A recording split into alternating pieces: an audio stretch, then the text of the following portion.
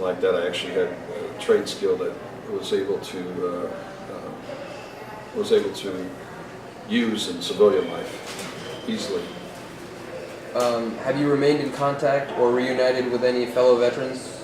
Yes. If so, who? Well, I belong to a group of the guys that did the same kind of stuff that I do. And we meet once a year. Last year it was in Tacoma. The year before was in Washington, D.C. This year it's up in Cincinnati. It's a group of about, 300-400 people. Have you remained, are you a member of any veteran organizations? Yes. If so, which? The Southeast Asia Army Security Agency reunion and a couple of Vietnam veteran agencies. Yes. After the war ended, how long did you remain in the Army? Or the military, I'm sorry? No. No? I got, when I was in the Army, I had a 4-year active duty tour. I enlisted.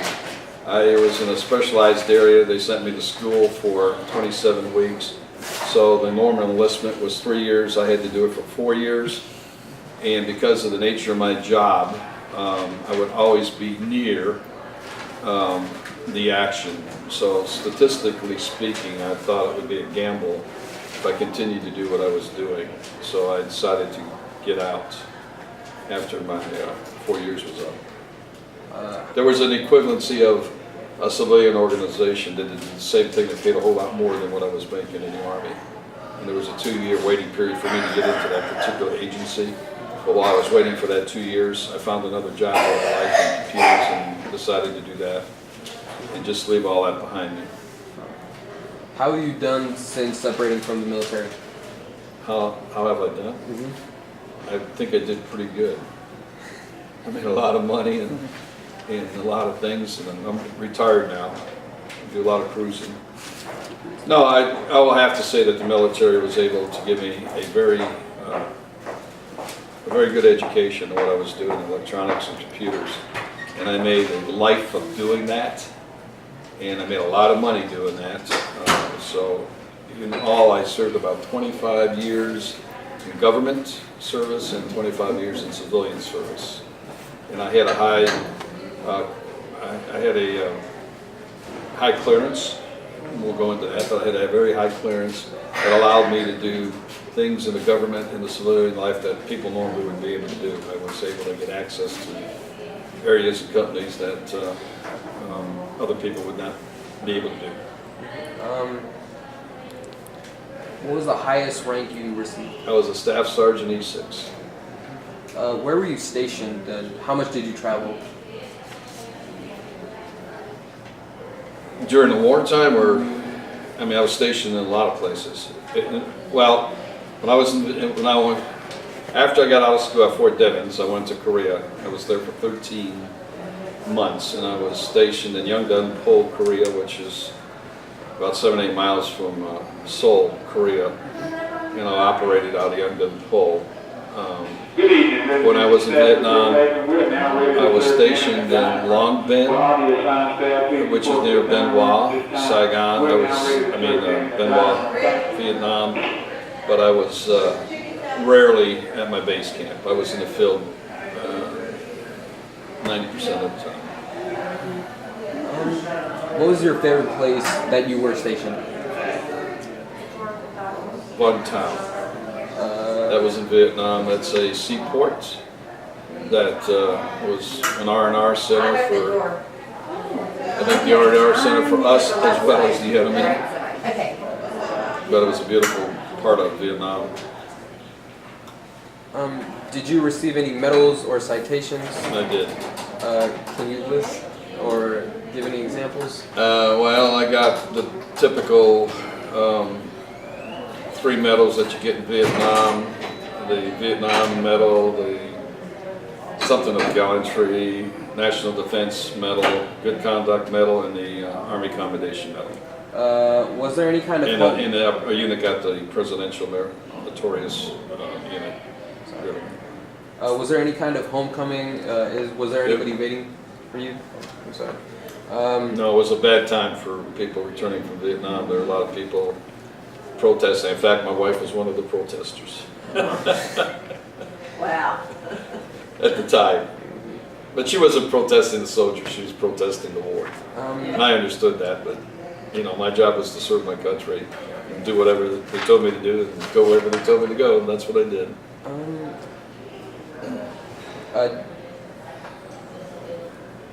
What was the most impressive Allied weapon of any sort you saw? I'm sorry, that was What? What was the most impressive Allied weapon of any sort that you saw? Oh, well, if you're talking about our stuff, I saw Spooky, which is a plane with a high rapid machine gun that shot out the sides of it. And then Puff the Magic Dragon, which was another Gatling gun type attached to like helicopters, and nothing lived whenever those things went off. And other than that, I guess the B-52s dropping the big bombs. My personal weapon of choice is I carried a 50 caliber machine gun, along with a M79 grenade launcher and an M16 rifle and a 45 and a 9mm and a few grenades. Did you ever meet any POWs? No. I would not be in a position to do that. How was the food that you ate? It sucked. I mean, I ate out of cans. We call them sea rations for can rations. And I actually looked at the bottom, and this was in the 60s. I actually looked at the bottom of some of the cans, and they were packed in 1945. Oh, God. Oh, Lord. And the only time we really ate well, ate sea rations when I was in the field, which was most of the time. But back at base camp, we actually had cooks. And that was good food. I mean, we had cooks and good food. It was hard to get, fresh vegetables and fruit. And I don't know if I should say what we did, but we were able to get some steaks on Sundays. So we would have like a barbecue and had free beer and steaks. So that was a thing to look forward to, but that only happened once a week if it happened. But generally the food was, well, it's all you could get. And I always said in Korea I couldn't eat off post because it would have killed me, I'm sure. But Vietnam, you could eat off post. You just had to be careful what you ate and where you ate it at. What was your most exciting experience? Wow.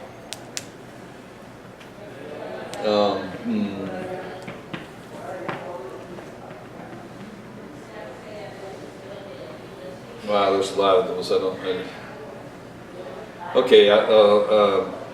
I guess when I first got in country, I had to fly choppers for a while, helicopters, and not knowing what that was about, I guess that was an awakening that I had flying around in those things and guys hanging out with machine guns and what they were doing. That was pretty exciting. And then I rode on a riverboat one time and we got caught in crossfire. And let's see, a few other those little things. Was there any part of your job that you especially enjoyed? I enjoyed every part of my job. The job that I was doing was very important. It saved lives, and it was real time.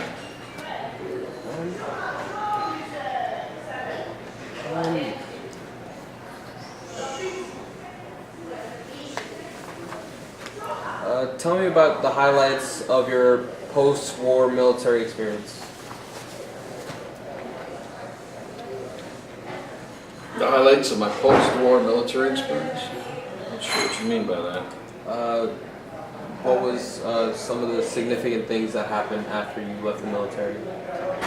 After I left the military? Mm-hmm. Well, I started working because of the training that I had. Well,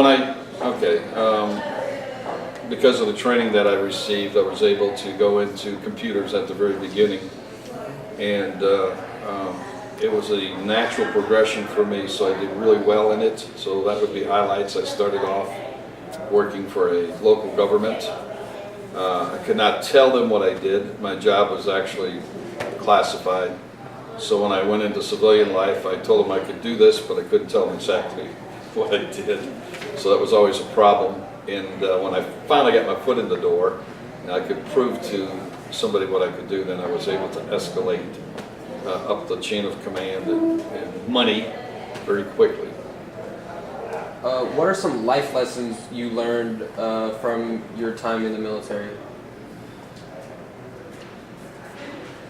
What are some life lessons I learned? Well, I learned life is very valuable and can end at any time. So to make the most of what you have and enjoy every minute. You do not procrastinate on what you can accomplish today. Don't wait till tomorrow, try to get it done today. And life is very valuable. You know, some of those poor people in Vietnam, they died, they were, 18-year-old boys. And I was one of those very fortunate, well, over 50,000 died, obviously. I was one of those very fortunate ones that were able to make it too, so I'm thankful every day that I survived that. And I lived my life to the fullest because of that reason. How has military service altered your perception about the military or war in general? Well, unfortunately, war is a necessary evil. I wish there would be a time that we would never have a war. I don't know if that can ever be accomplished. Read that question again, I'm sorry. How has your military service impacted your feelings about war and the military in general? Okay, I hate war. There's nothing good about a war. I'm honored to have served in the military, and I'm proud of the people that do serve, and I would support them all the time because they didn't ask for what's going on. They're just doing what the country asked them to do and go where the country asked them to do, and they're putting their lives on the line, and I appreciate that. That's what keeps us free. What message would you like to leave future generation who will hear or view this interview? Nothing is free. Freedom's not free, and there are people that have spilled blood on foreign lands to keep us free that never forget those that have served and cherish your freedom. Is there anything you feel like we haven't discussed or should be added into this interview? If so, anything, feel free to talk. Wow. Well, I just want to thank all the veterans that are out there. Some of them are still suffering from the casualties of war. Not just friends they've lost, but physical losses to their bodies as well as mental losses. And it's hard for some people to adjust back into civilian life. And unfortunately, that's something that I wish the Army, or I should say the Veterans Administration, would work on, is trying to get people back into civilian life. I mean, it's an experience to be in a war. One, everybody treats that experience differently, and some can't recover from it. Some can, and some can't. So the people that can't recover, I just wish there was a way to help those people and continue to help those people come back to civilian life. I mean, I still sit with my back. I never sit with my back to the doors. You see here or anyplace else, there are things you just don't get rid of that stay with you for your life. And it's just, some of those things are good, some of those things are bad. I think that will be all today. All right, thank you. All right.